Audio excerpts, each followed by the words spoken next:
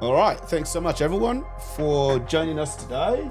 I'm just gonna get my light going and I should be ready. Give me a second. Give him a second. Well, we are very sorry guys, we are late. We are late. We started this film late today. I don't know why. Don't ask me why we started this film late today, but we are here. We are officially finally here. Thanks everyone for joining. Officially?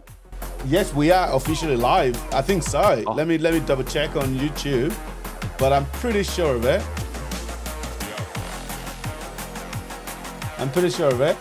Well, if you're there, if you've been waiting for us the last 4 to 5 minutes before we got things started, thank you so much for doing so. Of course, you can hear the jam. You can hear that we've got some really good jam. And you know what show it is. You know we've got a great show for you today. So thanks for jumping on board. And yeah, we've got some pretty incredible topics to go through today for threat landscape. And of course, we have some big announcements for you all. I'm sounding very American. Yow. Of course, we have some really cool announcements for everyone about what is coming up, what we're planning, what we're doing. Of course, these are early days for us. This is our very first event. Well, not our very first event in terms of the event that we've had, but this is our very first CTF and conference for Hck4G. So we've got a lot to talk about regarding that. And of course, as usual, you know we've got trash talk, we have threat landscape, and if we've got some time, we're going to play around and tinker about because we are nerds. That's who we are, you know. But before we dive too deep, Nathan, I reckon we should give an introduction. Like, who are these people? Who are we? All right. Yeah, sure. I believe you're the CEO. You were from the land of Antarctica, but now you've gone to the dark side into the land of who knows where else. Yes. The desert. If Melbourne was a desert, I guess you can call it a desert. I don't think Melbourne was ever a desert. It's literally right in front of the ocean. There is a reason why we all live here, Nathan. There's a reason why we all live here. Oh, but you know, it's a good thing if it's a desert because there's always an oasis in a desert, isn't there? I don't think you're talking. I think you're talking about a mangrove. Oh, okay. Sure. I think you're referring to a mangrove. Wow. Thank you so much, everyone, for jumping in. You go, Nathan. All right. Yeah. I'm still doing your introduction. My introduction. Yeah. And then you can do mine after. So you're the CEO. Let's see how this goes. This is impromptu, guys. Yeah. So Sammy is the CEO of CyLynk. He's the big boss, the man with the pants. He's the what some say the cyber Yoda, the steak dude, the guy who does purple teaming, red teaming, blue teaming, and every kind of brown teaming. Oh, jeez. And he's on everyone's team. Yes. I am a people's man. I absolutely love. I'm a people's person. I like to you know, to like generally I'm a good. Well, now that I think about it, like you don't call yourself a good human. That's a bad sign. That's a bad omen. Well, I like to think myself. I think of myself as a great guy, as a great bloke. Well, Nathan, I'll give you an introduction. All right. Everybody, thank you so much for jumping on. It's Nathan Curnow here and Sammy Chuks. So if you guys don't know who Nathan is, so Nathan is officially, I think I've kind of officially given him this name, the malware alchemist. And he's also, you know, a security engineer, DevOps engineer. What else? What other names, Nathan, do I give you? He's also a defense analyst, an automation genius. What else? What other name? Yes, the Cuba. Well, I don't think I'll call you a Cuba astronaut yet until you actually get the certification. Oh, So okay. watch it, man. You don't want those who are keep astronauts to come after you, Nathan. I'm not I gonna don't, I'm not I gonna don't, I'm not gonna be able to defend you. I don't think you need to be. I don't think you need to have a certification to be a Cooper straw. Well, What do you call it? a cube astronaut, you do need. I think it's like six or so, or 12 or so. Actually, let's find out. How many Kubernetes certification do you need to have to become a cube astronaut? Let's find out. Let's put this to the rest. I think it's 0 because it all comes down to experience.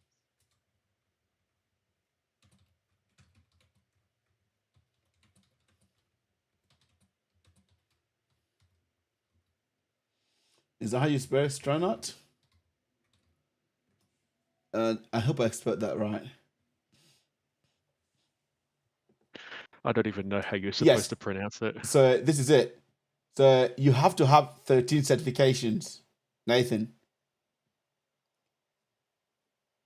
Think about that. 13 certification to become a cube astronaut.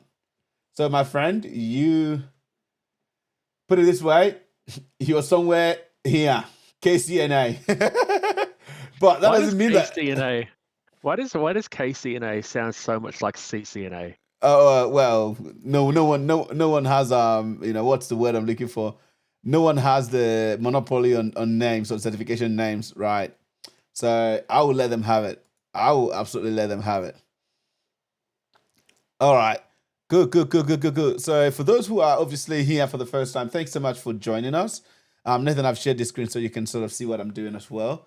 Thank you so much for joining us. You have come to the right party. Like, what better place to be on a Saturday night?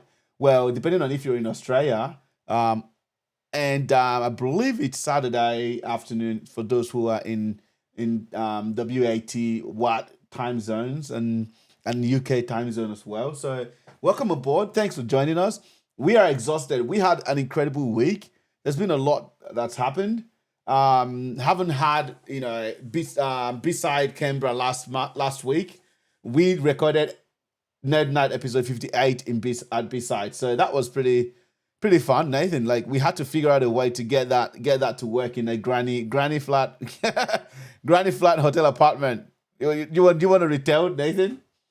The bed almost creaked my neck. Yeah. Oh, well, I mean, your bed wasn't so much to sleep on. My bed was not a lot nicer to sleep on. But Yeah, then because you were the when it king. came, yeah, when it came to the live stream, you of course had the better option than what I did because you actually had like Yes. an actual desk to work And on, yep. and I didn't really have anywhere to sit, and so the only option for me was to awkwardly set everything else up on the bed and kind of lean over and make my back sore, or I don't know, just do it all while standing. Yep, that is absolutely true. So we like, regardless of the fact that it was a pretty hard stream for us, it was still a very fun event. There's a lot that we've got to do though in terms of some of the videos that we recorded. So Nathan is going to come over later to grab that, and so we can do some video editing to it. So guys, if you've just jumped in, please make sure you add that to the comment section. Say hi. Look, I know you guys are probably wondering, why don't we have a thousand people watching at the same time yet? Well, that's because we are new and we are learning how this stuff works. But the one thing is, no one is going to work harder than us, right? Nathan, isn't that the case? No one is going to work harder. No one's going to, try harder. We are going to be here till done. So it's great to have everyone. Thanks so much for jumping in. Is that because we're just not John Hammond yet? Well, yeah, I guess so. I guess it takes a fair bit of time to become John Hammond. Shout out to John Hammond. Thanks, Dammy. Shout out to you, my friend. Thanks for jumping in, even though it's a Saturday. And I'm guessing there's no Premier League today, Dammy. Dammy, is it because there's no Premier League? That's why you have time for us. Well, we'll take it. For those who are obviously joining for the first time, thanks for jumping in. We have noticed that a few people have started watching our videos, but they haven't actually subscribed. So If you have not yet subscribed to the video, please go ahead and smash that button. That subscribe button right at the bottom here. Smash it so you can join in on the fun every single week. Come rain, come shine. Whether we have something amazing to show or not, we will be here and we will continue to work hard to refine the art until it becomes amazing. Well, where was I? Nathan, I was giving an introduction of you. So Nathan is security engineer, DevOps engineer. Manchester United has a match today. Apparently, Man U. What's happened to Man U? Old Trafford, what's going on? Anyways, I'm not going to go too much into soccer. So it's great to sort of see everyone jumping in. We appreciate your time. Thank you so much for jumping in. Well, Nathan, you know what time it is. Like, I think it's time we dive right into trash talk because we don't have a guest today. It's you and I. We're stuck. We're stuck with each other, Nathan. Oh, okay. So what are we gonna banter about then? Well, there's a few things to banter about. Well, the old age debate. You know the old age debate, Nathan? Do you know any old age debates? Is that the old age debate where everyone dies at some point? That's not a debate. That's the fact. Well, there are a few guys who didn't die, according to what I've read. No, I'm talking about the old age debate of the chicken or the egg. Which came first? Oh, definitely the egg. The egg? No, you reckon the egg? What laid the egg? I said the opposite of what I wanted. It was definitely the chicken. Well, how did the chicken come about? How did the chicken come about? Yeah. So when a frog and a horse, a donkey decided to have a family, it made a chicken. Well, I happen to think that the egg came first. Now, don't ask me why. Don't ask me why I think the egg came first. But I think the egg came first because guess what? What? Do eggs grow on the ground like potatoes? Yeah, let me give you my reason. It's actually I was going to say it's scientifically proven. I'm going to give you my reason because it's scientifically proven. So think of it this way, right? You know how you have different types of chicken, right? Different types of birds, right? All it takes is one of them to cross-seminate or whatever the English word is, and they're going to make a different type of chicken. And then when they cross-seminate again with another type of breed of chicken, then they make another type of chicken. Like, I don't know. I'm not a scientist, but I know that something like guinea fowl and what is it? And a rooster. If they had an intimate relationship, they'll probably make something. I have no idea how the anatomy works, but this is how my brain kind of figured it out. My brain was like, hang on, you know how everything is almost a derivation of something. Like, just to give an example, you know how, Nathan, you know how they've crossbred different types of dogs, right? Yeah. So when you crossbreed a different kind of dog, what do you get? Awesomeness. A new breed. Nathan, you get a new breed. I see. So this is how I've actually settled that debate in my mind, at least. I'm sure someone is going to ask me a question that I cannot answer, and I'll be like, I don't know. So yeah, that's the situation there. So I'm thinking in my mind that a different kind of chicken and another kind of chicken came together. Did the thing mommy and daddy do. They did a mommy and daddy business, and then that's how we got a chicken. Nathan, have I been able to convince you that the egg came first? That was very convincing. The egg came first, assuming that chickens existed before the egg, and the egg continues to come first, but what about the very first chicken? Well, the very first chicken, that's a different kind of, well, now we're going into philosophical conversation. Now, let's change this. I'm gonna throw in a what is it? A soundboard. So let's do something different. Let's do the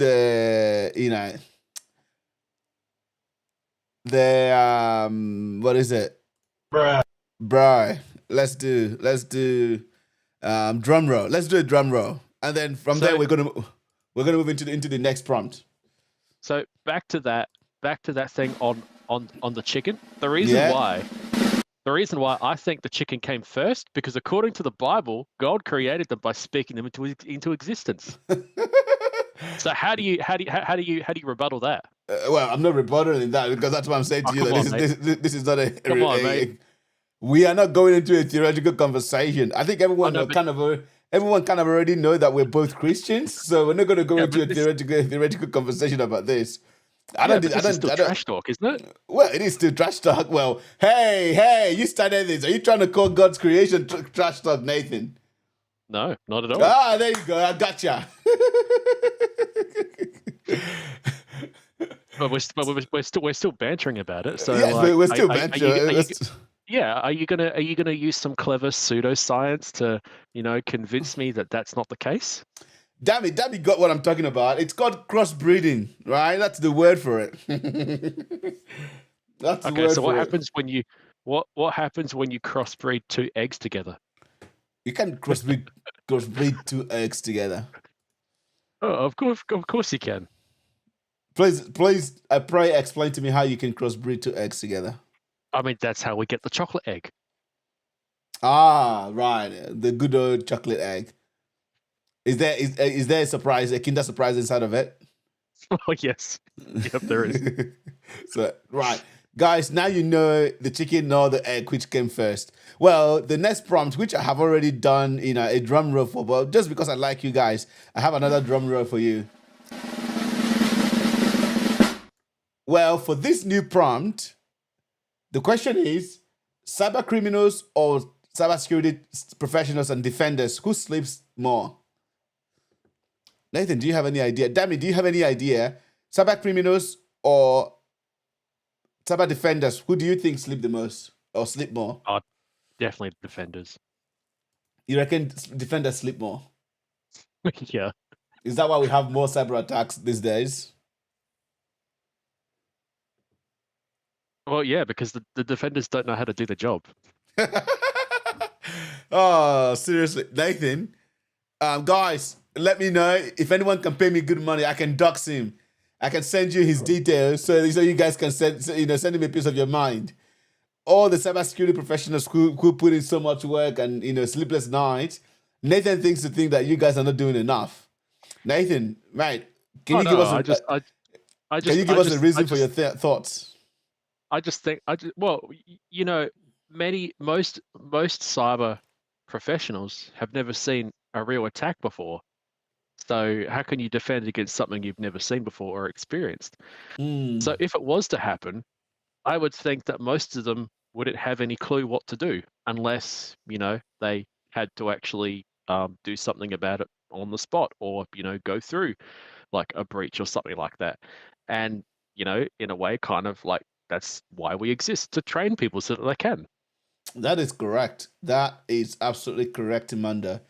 Well, I think that's a pretty good place for us to wrap up. Well, I was going to ask Dammy, but I think Dammy's jumped off. That's a good place for us to wrap up on Trash Talk today. You're too nervous to talk about that topic. No, I actually think that cyber defenders sleep more because they're not as motivated as cyber criminals, right? And this is why we're creating, like a team of motivated, passionate cyber defenders, through CyLynk. So if you're wanting to become a motivated, cyber defender, go to CyLynk.com right now, CYLYNK, and join the League of Extraordinary Gentlemen and Ladies. Well, seriously, there is genuinely a course and a training module for everyone. So if you haven't already checked it out, go and check us out, CyLynk.com.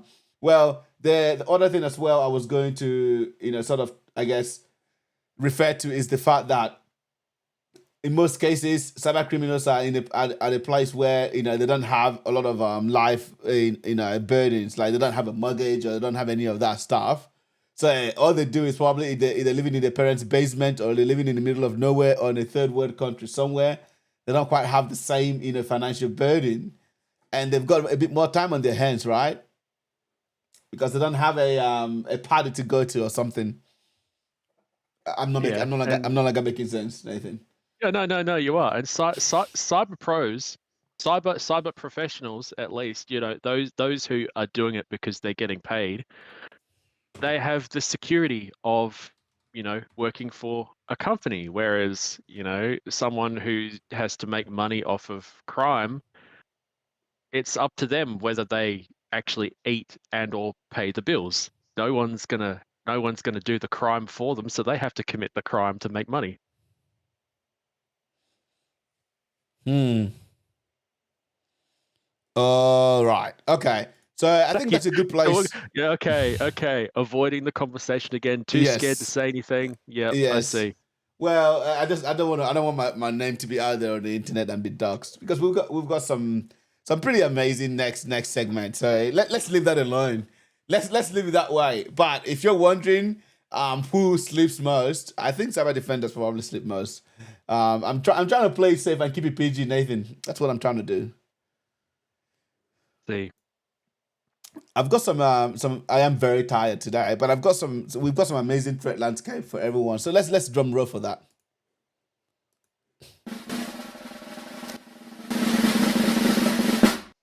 All right. Okay. So Nathan, you want to go first? Can you see my screen? So guys, you know what time it Yep. is. It is the threat landscape time. This is the moment of the day or the evening or the night where we take you through what is happening in the cyber realm. From threat actors to cyber defenders to organizations getting almost shut down by cyber attacks. Right here, Rhythm Unplugged, right here at NerdKnight episode 59 is where we give it to you raw. So thank you so much for jumping in. So Nathan, you've got pretty amazing threat landscape to do today. So I'm kind of keen to see you go through it and share some of the insights from that particular threat landscape. So are you ready for it, mate? Are you ready to go? Let's go for it. Let's go. All right. So Ghost in the cloud, weaponizing AWS X-ray for command and control. So can you see my screen, mate? Yep. That's a really well done AI image, to be honest. I'm pretty proud of that. Like it's got the text right. Well, It's some of it. it's Sammy's animated series. Nighthawk. What if Sammy's animated series, if he was a cyber criminal and had a mohawk? No, well, it says Nighthawk here. No, not me. Oh, right. I don't have a mohawk. I don't think I can ever grow a mohawk, Nathan. Are you making fun of me? Are you making fun of me for not ever going to be able to grow a mohawk? Oh no, you could have a mini one. A mini mohawk. All right, fair enough. Go for You it. can have a very, very, very tiny one with your African hair. So tell us what is going on here. What is going on here? So this article was written by a bloke who writes Red Team Tools. And in his previous article, he talks about a very similar C2 tool called Meet C2. It blends into normal business traffic by exploiting the legitimate Google Cloud infrastructure on GCP, and it takes advantage of the Google Calendar APIs by pretty much arbitrarily creating like Google Calendar events and then inserting commands in those, and then a client machine, well, no, not no, a client application or something that monitors those events will take the commands that are placed within the summary or the title of the actual event, probably picking it out using some regex. It'll then go and execute that command on the machine, and then it will put the output within the description of the actual calendar invite, which is really interesting. And so in this article, this guy does something very similar where he exploits a service called AWS X-Ray. It sounds like this service is used to help developers on getting. Actually, let's look it up one moment. What does it actually do? Uh, AWS X-Ray is a service that helps developers analyze and debug distributed applications, particularly microservices. Yeah, so it helps them identify errors, do troubleshooting, look at performance and stuff like that.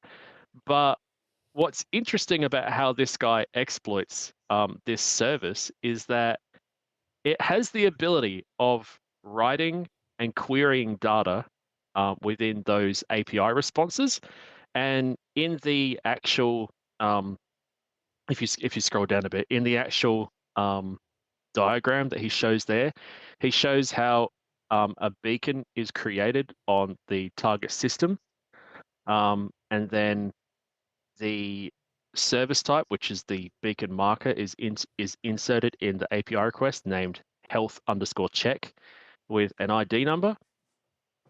And if you scroll down, yep, you scroll down there. So platform Darwin, so that's the operating system information.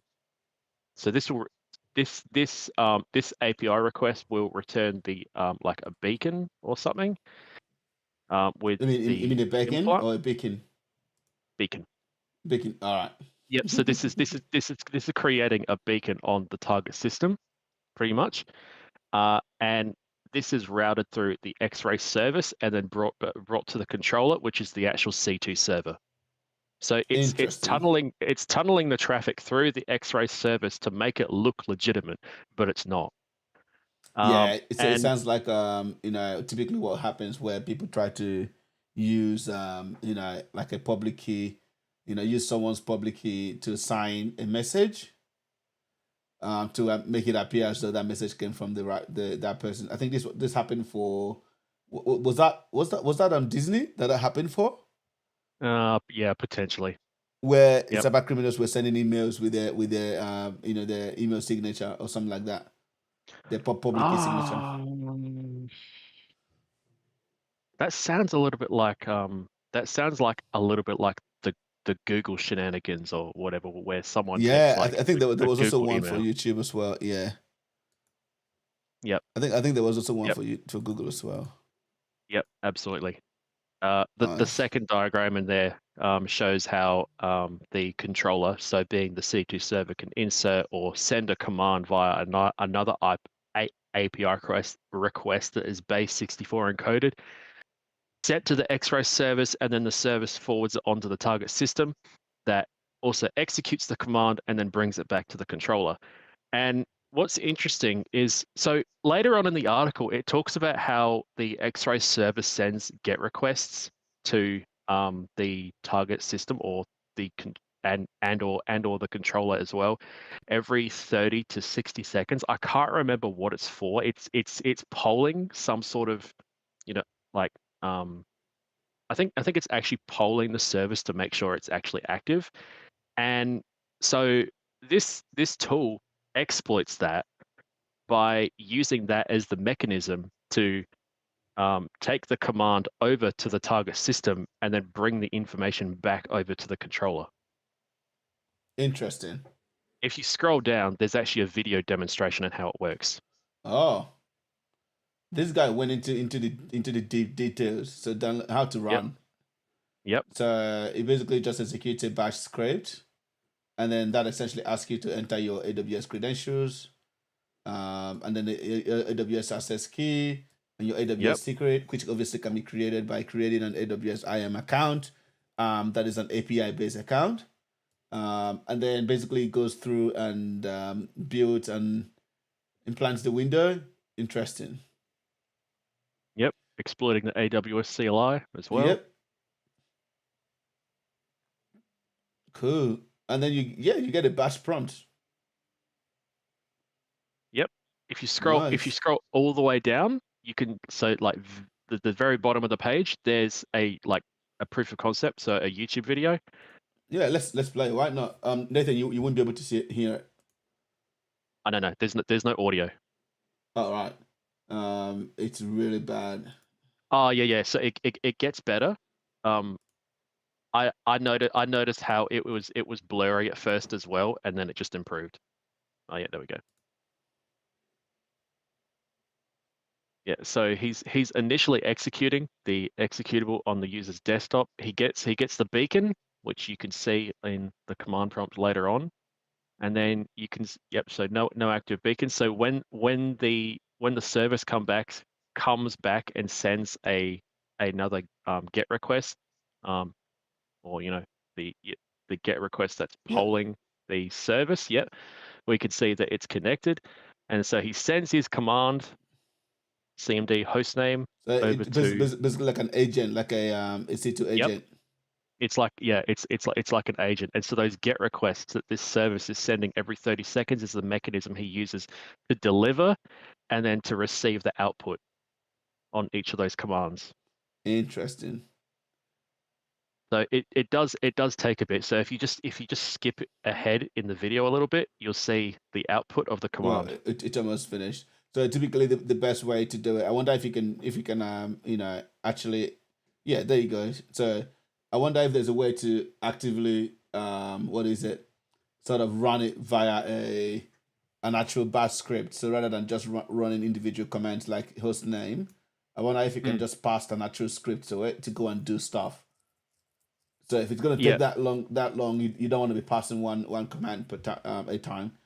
No, Before, you would probably want to chain like multiple commands together. That would probably yeah, be the best way to do it. Like otherwise, you'll be there forever. yeah. Like before this threat landscape, before you brought this up, I had never actually interacted or played with the or I did not even know anything about the AWS X-ray service. So Neither did I. It was a learning experience for interesting, me too. interesting. That sounds good. Now, good on you, my friend. Jiharaj, that's his name. So Yep. I guess for this one, how can someone potentially prevent against it? Like obviously, the one obvious answer here is obviously keep your AWS secret key safe because for this to work, hang on, is this the attacker's AWS instance or the victims? That's actually a good question. So let's go back. So you use your dummy AWS tenant for this. Once logged in, navigate to IAM, create a new user named X-Ray, attach the AWS X-Ray daemon right access policy under permission policies. Next, create a custom policy with the below JSON and submit. Once user is created, that doesn't make any. Let's see. Go back. Yeah, some of the article is written a bit strangely.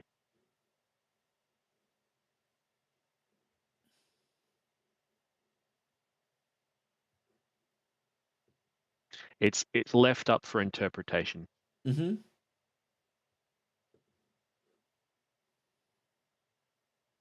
Oh, right. Okay. So I see what is happening. So basically, this is one of those moments where it relies on services that are already enabled.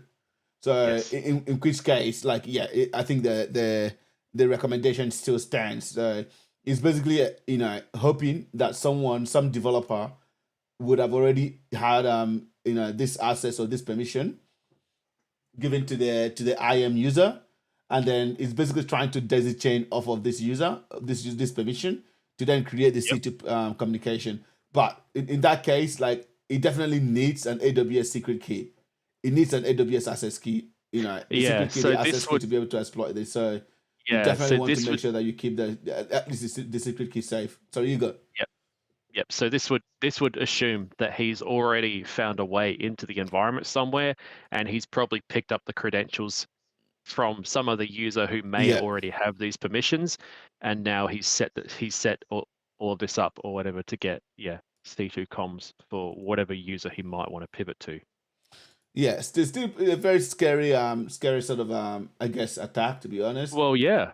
Well, yeah, And absolutely. It blends in with like normal traffic. So like threat hunting, it's gonna be interesting.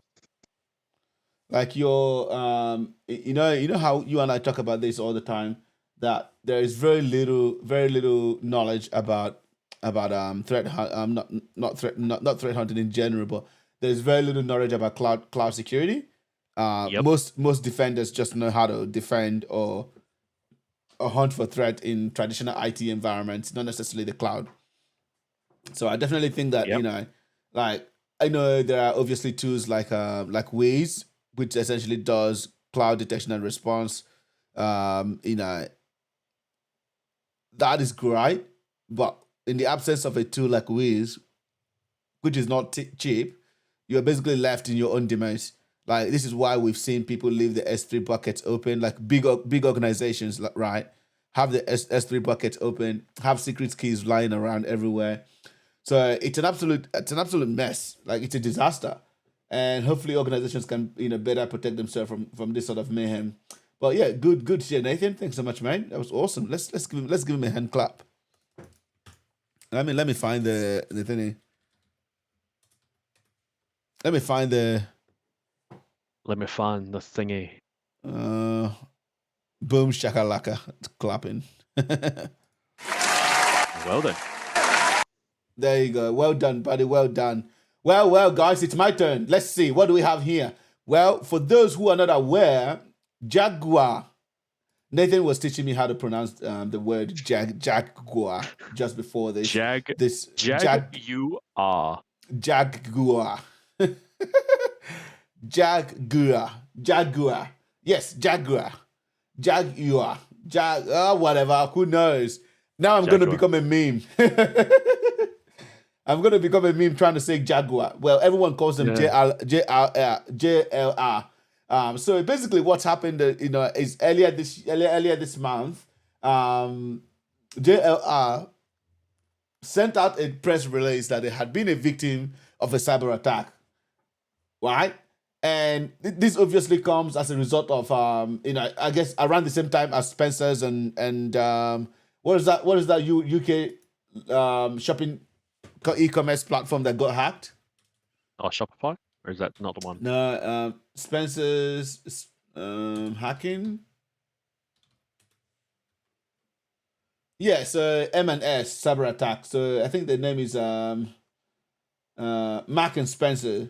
So Mark and Spencer is the UK organization that essentially got hacked, and that was in June this year. So I guess that comes off the back of that, and also off the back of the recent hack that happened with Salesforce. So somehow some people believe that this hack actually came out of Salesforce, but we're going to read about it. And I think the thing that is more striking here is the UK government trying to bail JLR out of the trouble. So the UK government is providing Jaguar Land Rover with a £1.5 billion loan guarantee to restore its supply chain after a catastrophic cyber attack forced the automaker to halt production. Nathan, so one of the things that I find very funny is that organizations often still don't understand the importance of good cybersecurity practice. Nope. And every day in, day out, I don't know if it's just because we're too nerdy, we're too geeky, and we're not explaining it to them in a way that they understand. Like, I find interest in that, like, to be honest, because, like, here is an organization that essentially has an annual turnover of $30 billion. Literally crushed to the ground. Like, imagine an elephant just standing on an ant. The whole operation has literally come to a screeching halt by cyber criminals. So if you're out there and you're a decision maker in an organization and you're looking at this and you're still wondering, why should I be spending $5 or $10 million a year in cybersecurity? Well, often it comes down to, do you want to stay in business or not? Do you want to go bankrupt and then, potentially have your life destroyed as well because you're in debt? So it's been interesting, and I don't know if I would say good on the UK government for wanting to bail them out, but I'm sure the UK taxpayers have a difference of opinion, right? Because essentially, this is an insurance policy or insurance premium that is being paid by the taxpayers. And that's always what actually gets me personally, is that organizations do not understand the real impact of cybercrime, because a lot of the times there are no consequences. Of course, in the EU, there is the GDPR. Now the UK is out of the GDPR zone. So, well, they still have to abide by it because they probably process data of people in the EU. But the thing that baffles me the most is that a lot of the times after a cyber attack, the people that actually get impacted by it, the people that get to bear the lion's share of the brunt are end users, everyday mom and dad, right? Yep. So because of that, organizations don't understand that even after Like an example, just take for example. I think I heard this story, and I think I've told this story as well. Like take an example, the Optus or the Medibank hack. Like imagine if you're a retiree whose whole medical record and information has been stolen, including your passport, bank details, credit card details, um, your social. Well, I was going to say in the US, social security number, but in here, Medicare number, all of that stuff has been stolen, and then a threat actor uses that to send you a specially well written, crafted phishing email, and you fall for it and lose your whole life savings. Yeah. Often, no one sees the fact that that attack actually started from Optus or Medibank, and this is the problem, that we're having, and this is where. Like I say that a lot of the times after a cyber attack as big as this finishes, it is often the end users that end up bearing the cost of it. So, anyways, I'll hold my opinion, my unpopular opinion to myself. So, the cyber attack was not only an assault on iconic British brand, but on our world-leading automotive sector and the men and women whose livelihood depends on it, said Business and Trade Secretary Peter Cow. So, this is the UK government trying to essentially, I guess, validate why they're making the decision they made to rescue JR.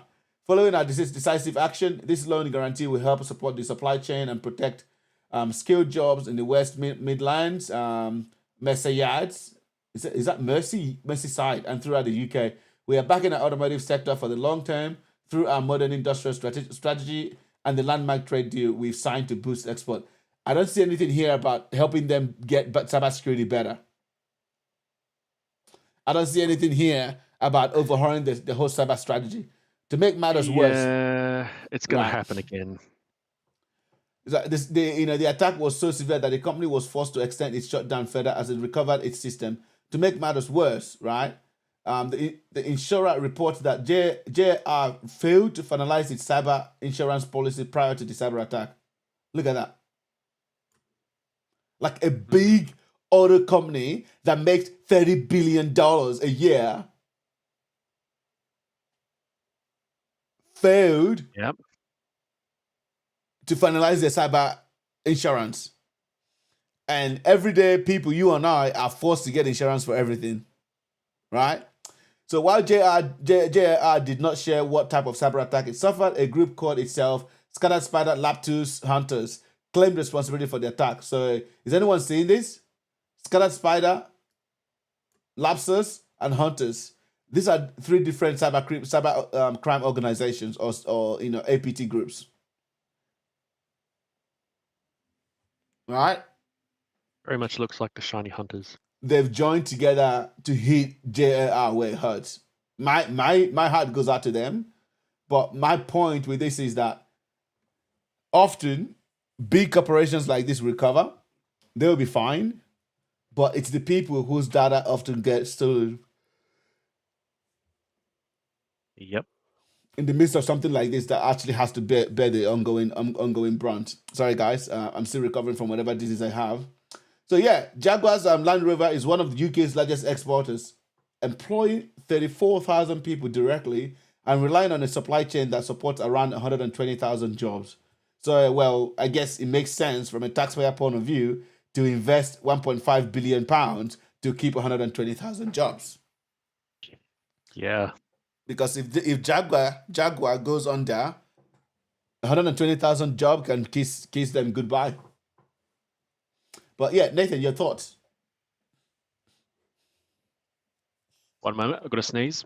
Yeah, go for it, mate. Ooh, had some momentary bleep. Decided come out. That's a lot of people that could lose their jobs.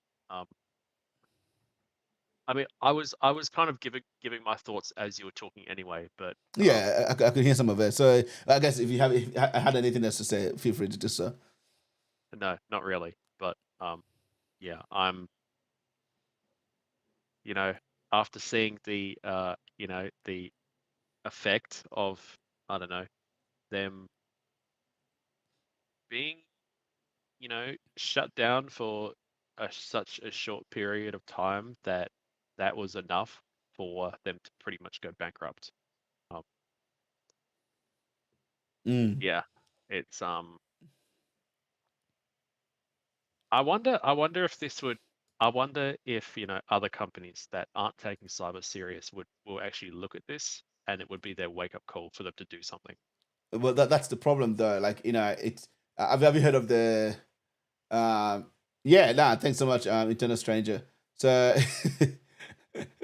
yeah. The threat. Well, I'm reading the comment section. That threat actor is Scatter Spider plus Lapsus plus Shady Hunters, 3 in 1. That's not a common thing amongst threat actors. So they are collaborating. Yeah, that's a good point, Eternal Stranger. That's a good call out. There is collaboration across threat actors, right? Things are getting even more intense, right? Scary, huh? Anyways, what I was what I was about to say is essentially that. Pardon me. Okay, that's second yearn. I guess I'm gonna have to stand up now. Give me a second.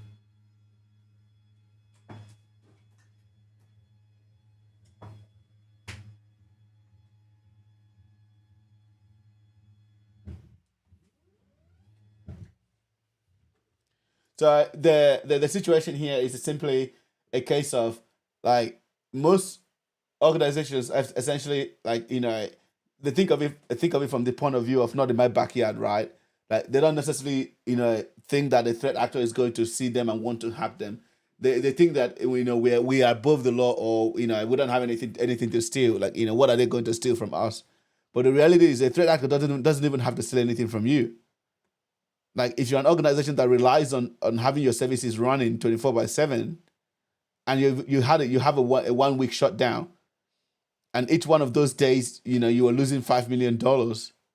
Well, if you do the math, 5 times 7 is what? That's 35 million. So you would have lost $35 million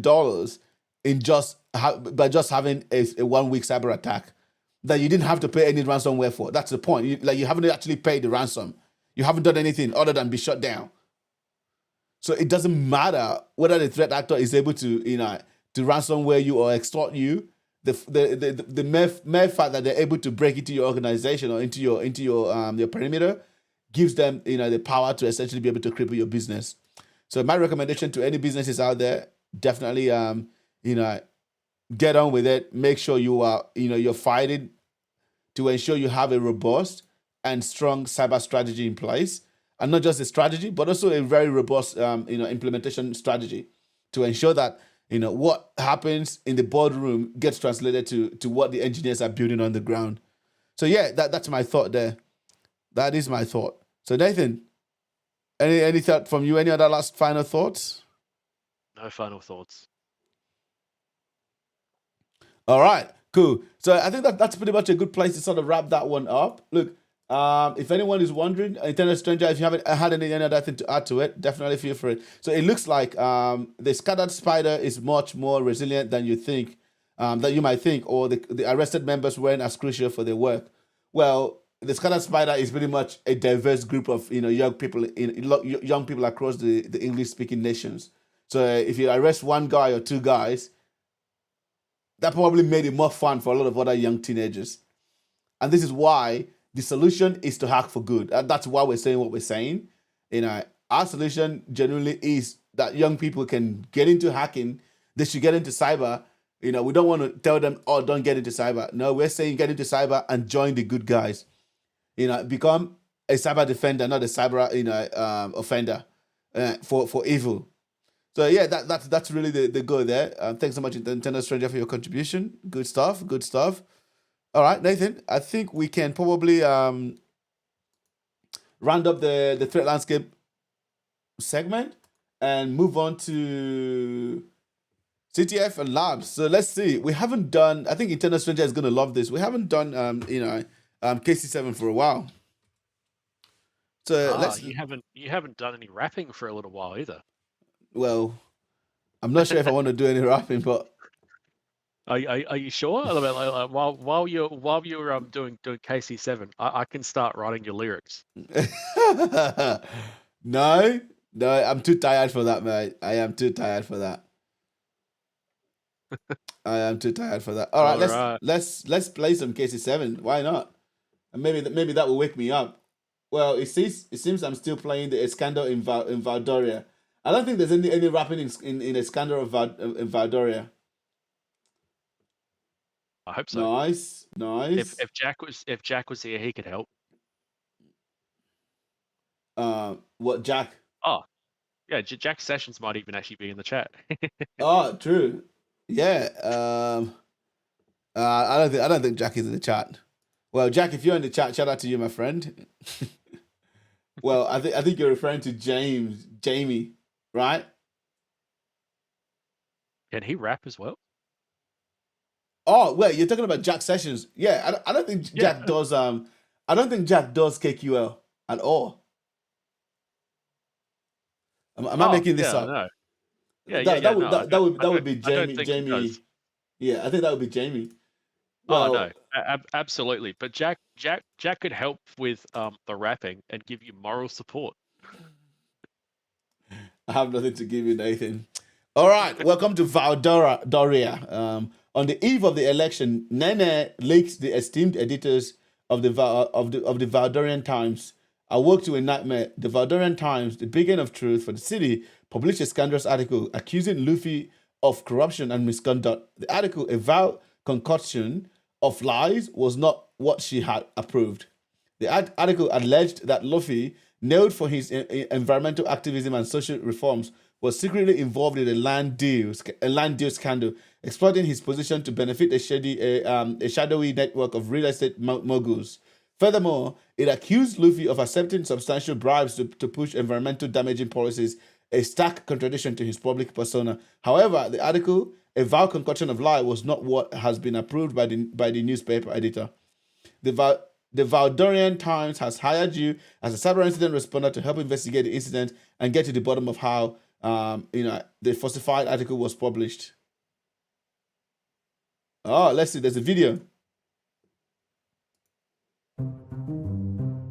In the dynamic city of Valdoria, an intriguing tale of politics, power, and corruption unfolds. Mayor Eric Texas Stevens, speech. a champion of business interests and rapid expansion, is facing a formidable challenge in the upcoming mayoral election from Luffy Monk, a young candidate advocating responsible growth and environmental conservation. However, an unexpected twist occurred on the eve of the election. The Valdorian Times, a local newspaper, published a controversial article accusing Luffy Monk of corruption and misconduct.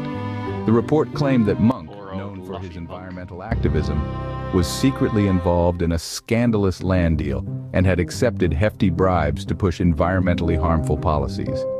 The shocking news sent ripples of disbelief through the city, but the plot thickens. This article was not approved by the newspaper's editor.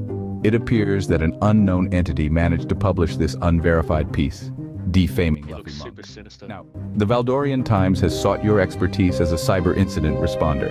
Your mission, should you... All right, your mission, should you accept it, is to what? Have fun. Let's go. Enter ready.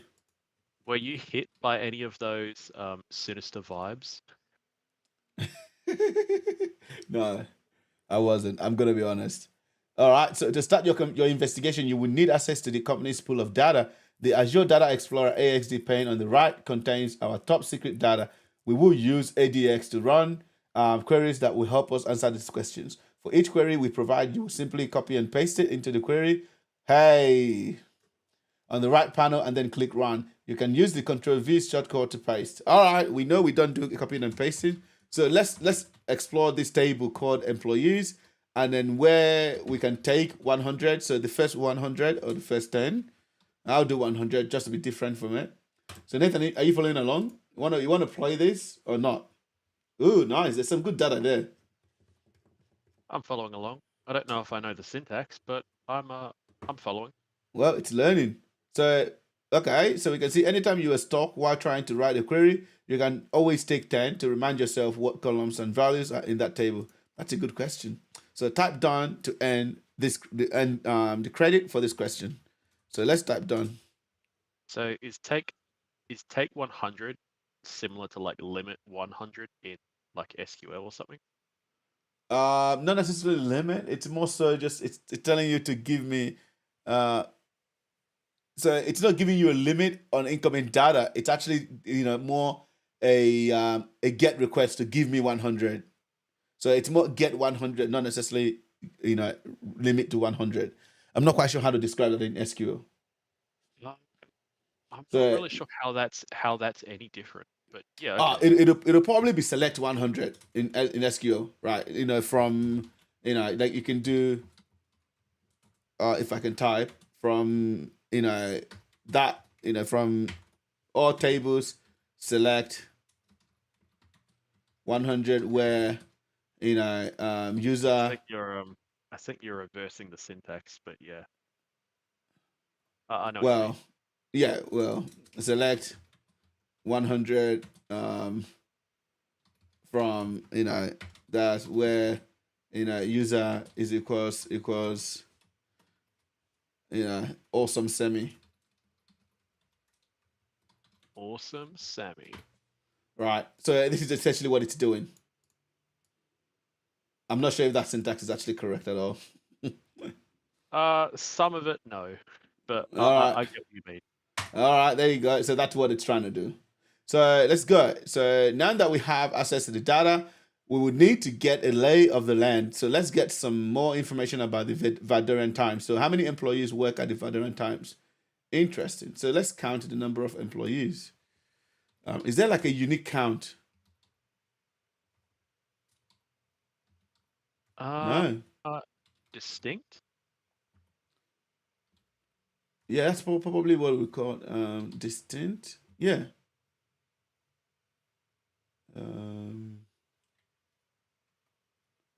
Let's look for name. Let's see what that. Sorry, I'm deviating a bit from that. So we've got 100, I guess. So let's see if we can answer that question with 100. Oh, did I just skip it? Yeah, you just skipped it. What? Well, I guess I did solve it. Well, you said skip, and then you submitted the answer. So I don't quite know. Yeah. Well, okay. So we can use the where operator with the employees table to find a specific employee, right? So distinct name, and then we can do where name is equals. All right. So we're looking for clue. We're looking for row. Does Hck4G have like a like operator, or not like operator, like a like clause, or like Yeah. can you wild cards and stuff? Yeah. So it has like you can actually put wildcard directly, but it actually has something called contains. So you can do something like where row contains. It's not recognizing that. What happened? It's case sensitive. Yeah. Contains. So you can do contains. You can do has.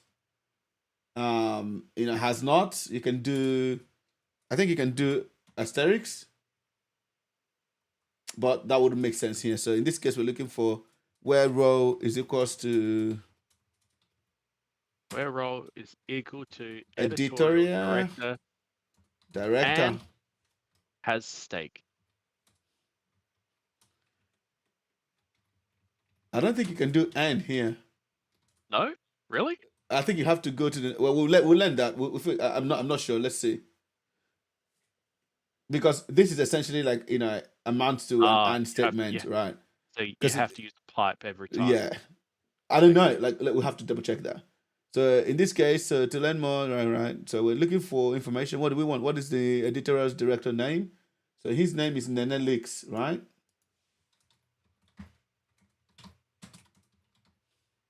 NerdKnight sounds very sinister. Yep, definitely very sinister. So we can learn more about NerdKnight using information from other tables. Let's take her. take her email address from the employees table and use it in a query from the email table. All right. So Nene, let's see where row is that, and let's go to a new thingy where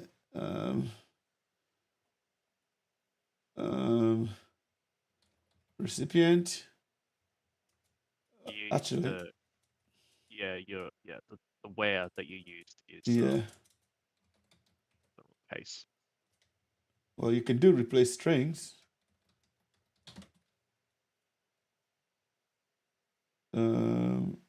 What have I done wrong? Because it doesn't like that. No, it doesn't appear to. I'll see. Address here. Does it run? No. So I think Yeah, I might need to do the where operator again. So there you go.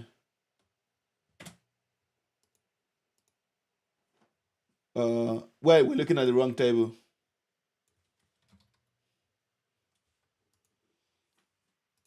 We're looking in the employee table.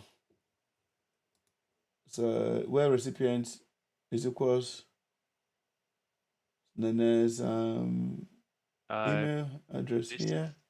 This is where you might be able to use the wildcard, because you Yeah. at least know that the email starts with Nene. Yes, we do. Well, where do we get wrong here? Well, I don't think it has. Yeah. Well, I mean, is so.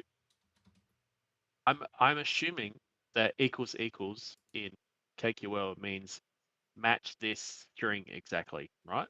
Yeah.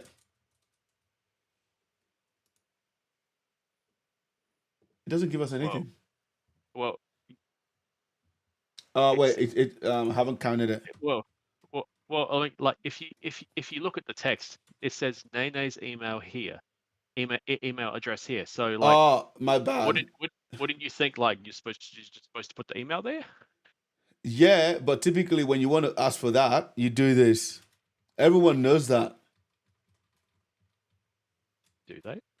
Question. Yeah, everyone knows that. Well, so we need to go find it. Who's everyone? Everyone that you know. Everyone. How do you know who I know? Everyone that you know. Everyone that I know? Yeah. Or everyone that you know? So contains. I think that should do.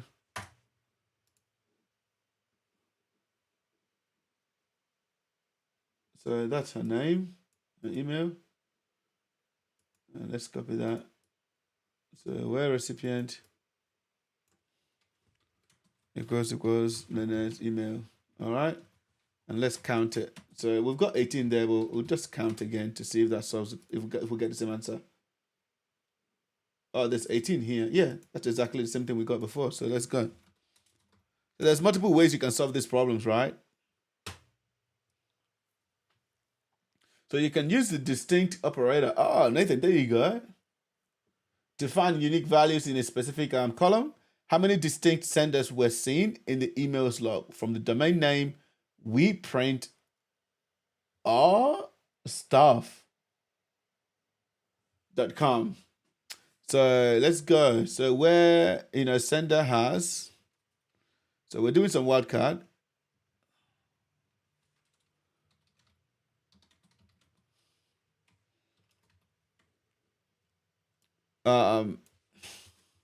Internet stranger, had you completed this lab before?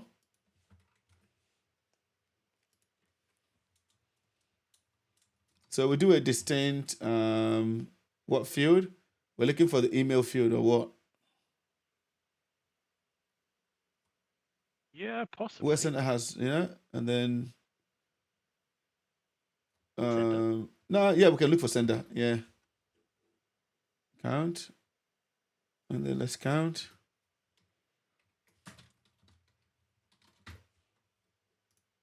Well, isn't there going to be, I guess, not really. I was gonna say, are you, it's the same number of sender going to be the same number of recipients, and I just realized no, because you could have multiple senders and one recipient, and multiple recipients and one sender. So let's see. That solves that problem. So how many distinct websites did Louise Lane visit? So how do we find who this Louise Lane is? So we go to a table called outbound network event connection, where what are we looking for? Can we use a search? Louise.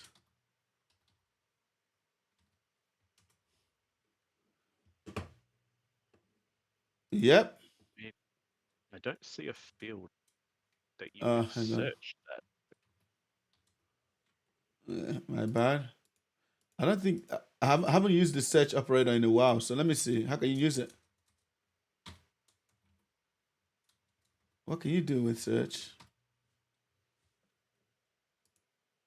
Can I not just search string?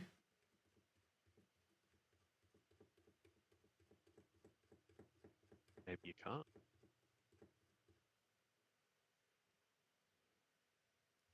Search in. That sounds weird.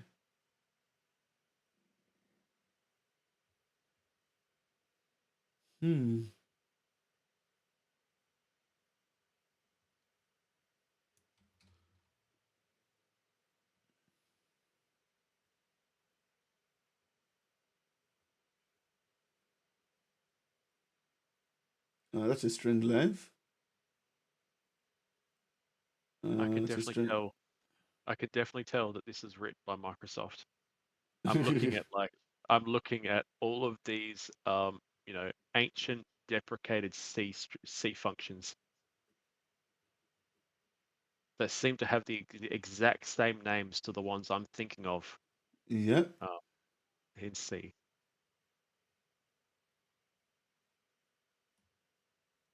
Well, this is trying to replace string. I'm not trying to replace string. I'm just trying to search string.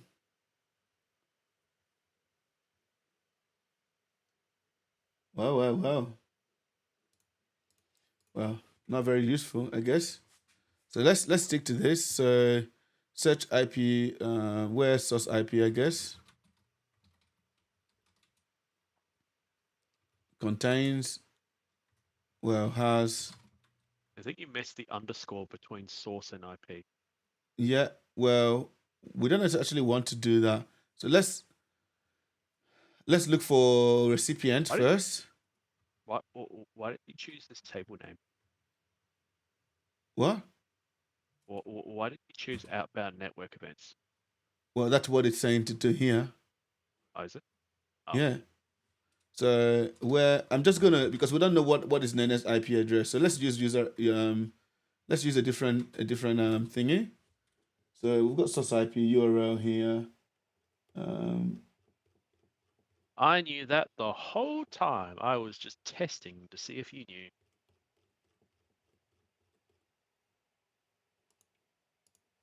So let's go back to what do we want here?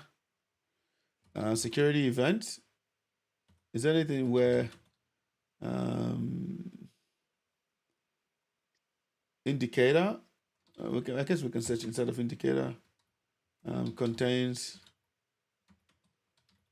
No. Is that with me, Nathan? Lewis is the name we're looking for. Nothing. So what about security events? So security events should be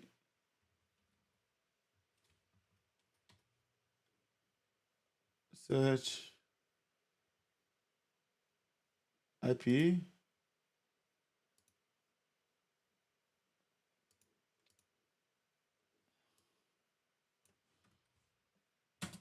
Where table contains Lewis. I think this is coming back to me how you do this. So you'd use search against a table. a column, and then you look for something inside of it. So in this case, we can search, you know, I don't know. So here are all the available columns or tables. So usernames are columns. So we're searching for IP address, and then we tell it what, you know, where we want to search that. So in this case, we can go name contains Lewis. So this should work technically. Is there one for IP? What about that? Is that a field or a function? I have no idea. So if I just do this, it won't search anything because I'm not telling it to search on inside of any tables. So that's one thing with KQL is that you kind of need to know, you know, where your table is, right? So maybe we could do this. Is it possible to do this?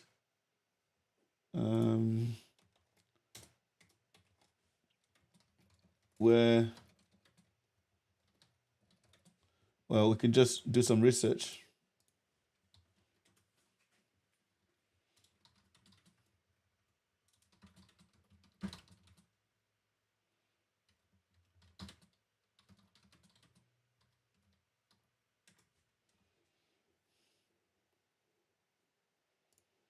All right, so let's look at that string operator. How does it work? So search a text pattern in multiple tables and columns. So if you know the specific table and column you want to search, it's more performant to use the union and where operator. Search operator can be slow when searching across a large number of tables and columns.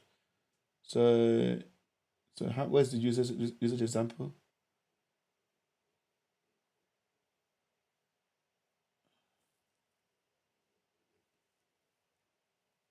Do I have any usage example here? This was what I tried to do, and it didn't work. So if you copy and paste that in.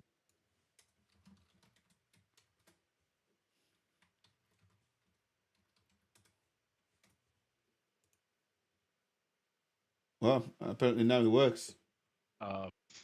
Well.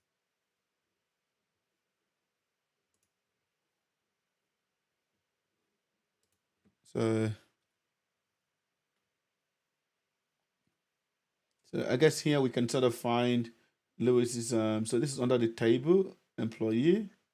Did it make you do that because you had the table listed first and the search? So apparently, yeah. Let you do that. So apparently, you have to use the search operator at a very high level. That's what it's saying here. So where employee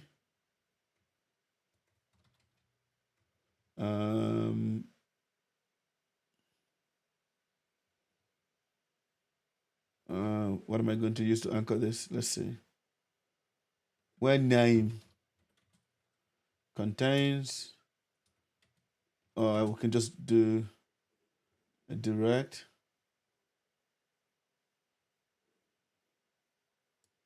One.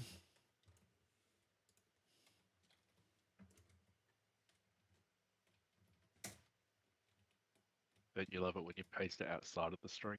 Yep. And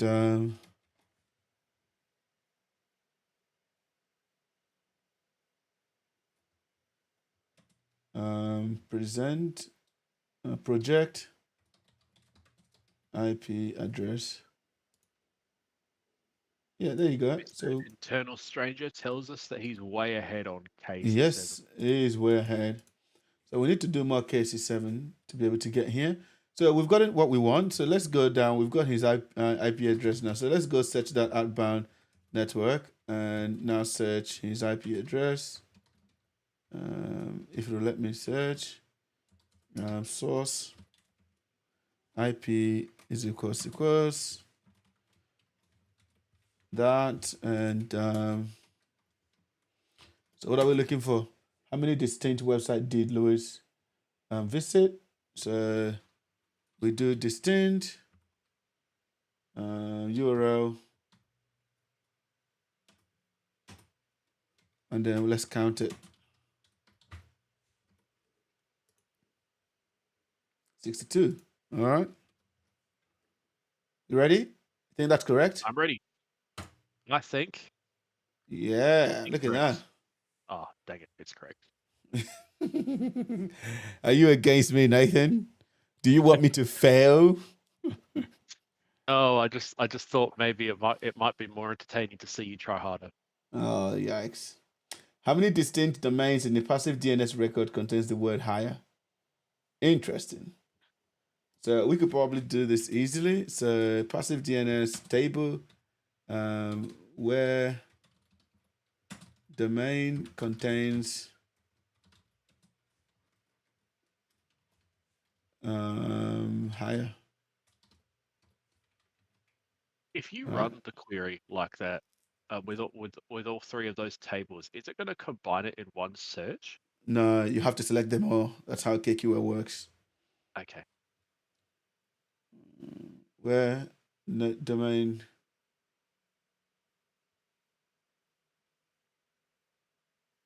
contains higher. So we need to do distinct again.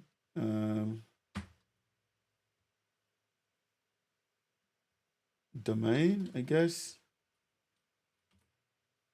I don't know what that is. Oh, you know what Punicode is, but there doesn't seem to be a domain field. No, it doesn't.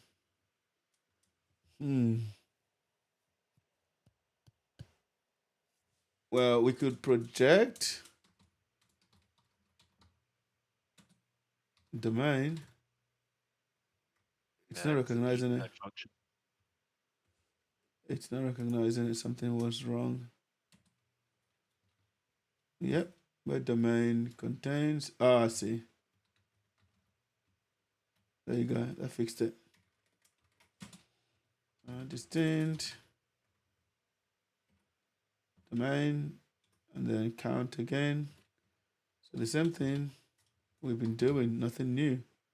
Nathan, are you noticing that it's testing us now, not giving us the whole thing anymore? You see that?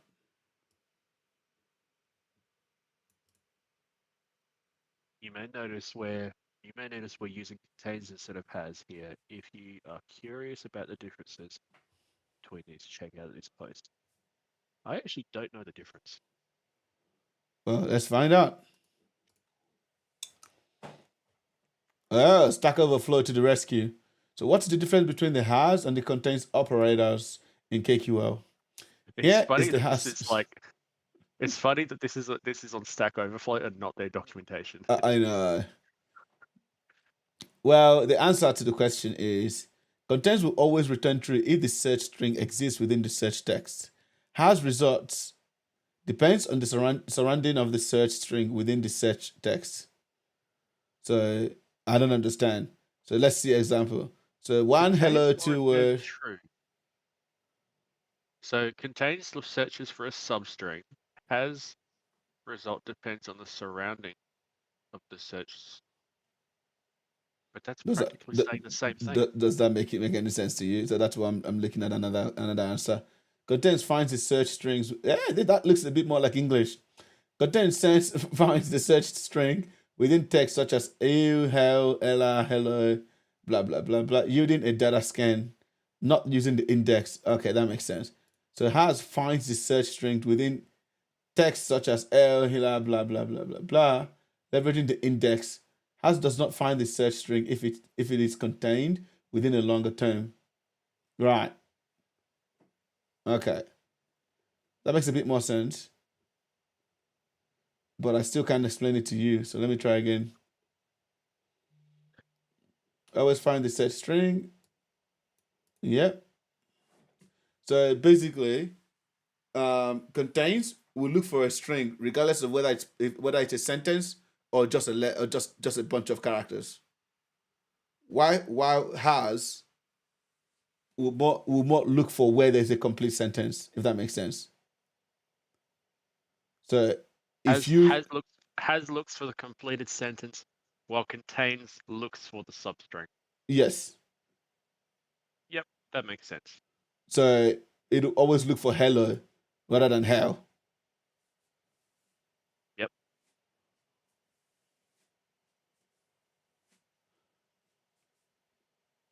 Yeah, so absolutely. Internet stranger, good call there. So let's see. Well, let's submit that. I think that's the answer what we need. Hang on, did I go past one? So what IP address did the domain jobhire.org resolve to? Enter any of them here. Okay, so let's look at passive DNS. Again,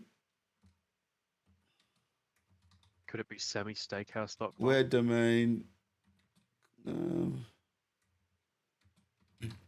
pardon me, contains jobhire.org.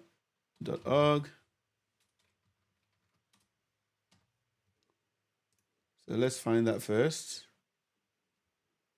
All right. So what does it resolve to? It resolves to IP address. So we can project the IP.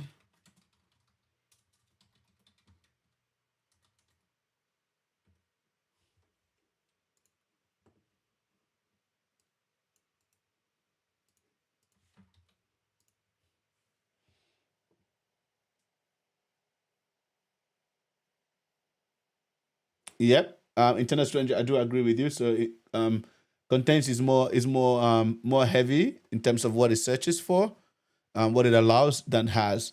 So has will only search for its unique text than just searching for every single thing. So it's like saying, search for Sammy and not just search for where there's a S and where there's A and when there's M and when there's U or whatever it is. All right. How many distinct websites did employees with the first name Mary visit? Okay, so let's see. First name. So that will probably be a different. Okay, let Mary's. I guess we're defining some key variables. IP is equals employees.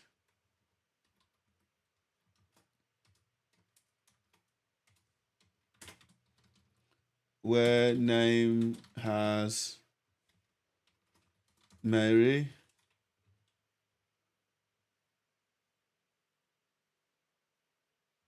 And we're looking for where there's distinct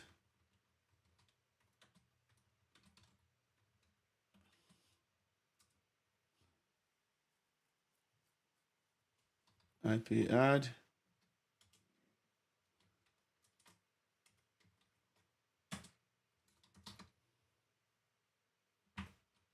But network. So if you want to actually chain them together, you need that.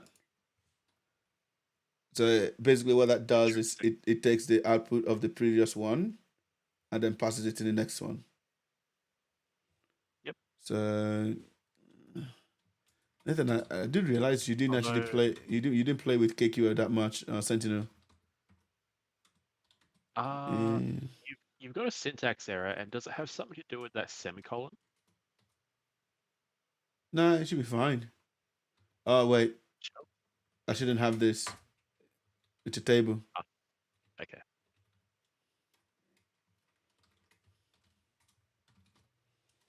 Mary's IP. So I see the I don't know if to call it variable, but just okay, let's call it a named group. Up here. So where's source IP in Mary's IP? So Mary's IP is essentially a distinct information in here. So we're pulling that Mary's IP into the next group of queries. And then let's do get unique value count. See, I haven't played with KQL as much as I have wanted to.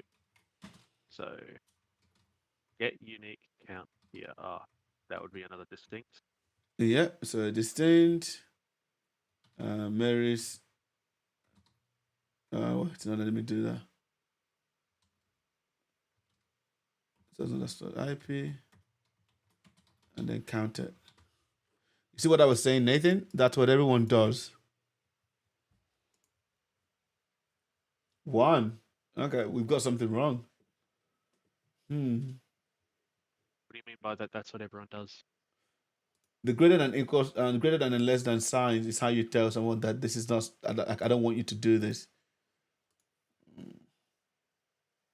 The correct. What? Did you misunderstand what I said? Are you talking about the angle brackets you highlighted there with the Yep. text? Yep. You know how the other one where it says change this, and it did not have the brackets in it. That confused me because I'm like, well, I don't know if you want me to change it or not change it. I have no idea what you want from me. Leave me alone. I mean, it seemed kind of obvious to me, but I don't know. Maybe I need to get my eye checked again. So what did we get wrong here? Or you just don't do this enough. Where name has Mary.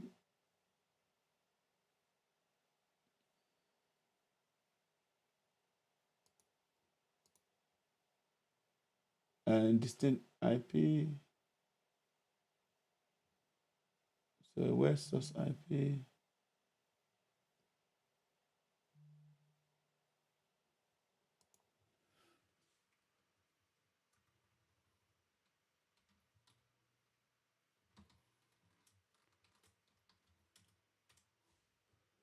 Will that work?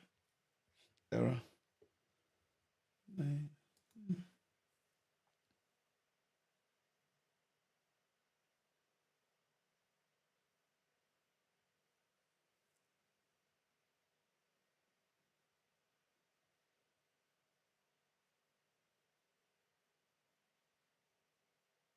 I'm just thinking about this a bit more. Yeah.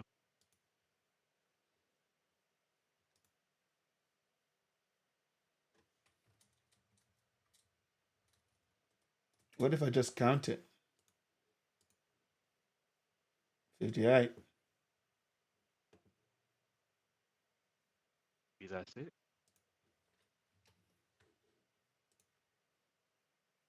Well, there you have it.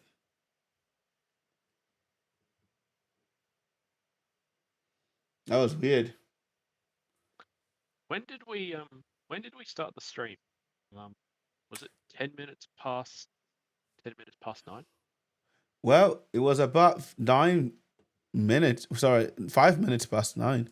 You reckon we've been going for too long? You reckon it's time to call it? We're halfway there to a mega nerd night, so. We don't want to have a mega nerd night. Definitely not. We've reached an hour and a half. We've been going for an hour and a half. Right. Well, yep. Oh, come on. We are at question 11. I reckon we don't want to go over. All right then. Thanks for calling me to I was having way too much fun with KQ there, Nathan. So if anyone who's obviously been watching, hopefully you have or will be watching later, feel free to to add your comment in the comment section. Don't forget to obviously shout us out, share the video wherever anyone who wants to learn KQL. This is a really good resource on how to do that. Shout out to KC7, obviously. We are still developing our own content, so there's a lot of work that we're doing behind the scenes. So we are super excited to sort of continue to work on this. Shout out to Nathan for staying awake, mate. I know it's going to be daylight savings, so make sure you set your clock forward and you go to bed earlier than you would normally do, mate. So you don't wake up tomorrow grumpy. But in case you're wondering, how can I get involved in this? How can I get involved in the mission? To help disrupt cybercrime, to better your career, to be job ready, and to receive hands-on technical cybersecurity training and certifications. Well, you can do that by going right now to CyLynk.com. And when you get there, you can see our job ready tracks, which are a 100% money back guaranteed and job guaranteed program. You can actually receive the job ready track, and when you do, we will often assign you to a cybersecurity expert coach who's going to work with you one-on-one to keep you accountable, to help you, when things get tough in the study. So yeah, thank you so much for for checking that out. If you have not already, if you have, thank you. If you haven't already, go ahead and do that right now. And like I said, don't forget, we guarantee jobs for that one, and we would work with you until you actually land that first difficult cybersecurity job. And if you're just beginning and you want to learn a little bit more and get hands-on technical training without the hassle of paying thousands of dollars or whatnot, you can actually start today. Maybe you're kind of the person who is happy to go on their own. The course is the perfect thing for you. So go ahead and sign up for a monthly subscription, which is going to be live, by the way, in about 2 weeks. So for now, maybe you should just go and start one of our certifications. So you can buy a certification from us today, a CompTIA certification, a Security Blue Team certification, or a Linux Professional Institute certification. So any of these certifications will work for you at the moment. Go ahead and purchase that. Nathan, I think I've literally run out of water in my mouth. So I reckon it's time to call it a night. What do you reckon, mate? Yeah. Yeah, okay, that sounds good. Well, it's been absolutely amazing. So I know everyone was waiting for the long announcement that I wanted to announce. So yes, if you have not already gotten your ticket, the Hck4G CTF and conference is happening. Woo! It is officially set from November the 13th to the 15th. We are having fun. There is going to be a lot of good, great things. So we have the conference that is happening. So the conference is actually an all-day hands-on technical cybersecurity training in partnership with DEFCON. So shout out to DEFCON, shout out to Randy and the team who are obviously working tirelessly to make the event in November a success. So it is going to be absolutely amazing. If you have not gotten a ticket, you can actually just go right now. Go and buy a ticket here. When you get there, there are different types of tickets. We actually have the early bird ticket price on at the moment. So for $100, you can join us.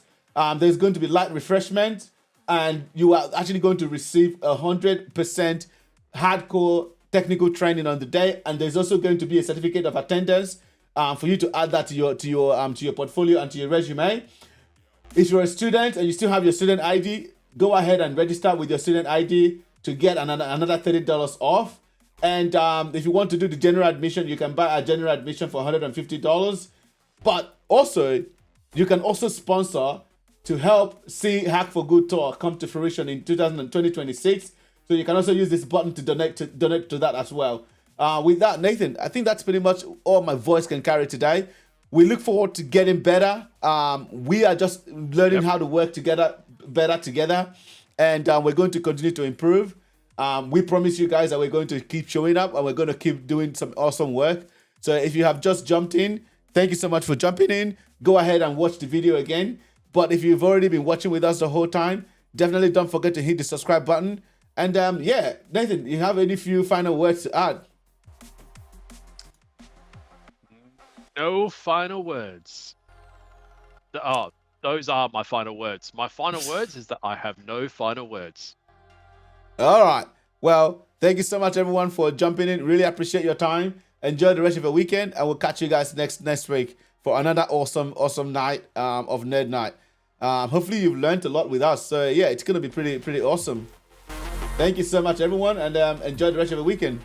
Cheers. Bye, peeps.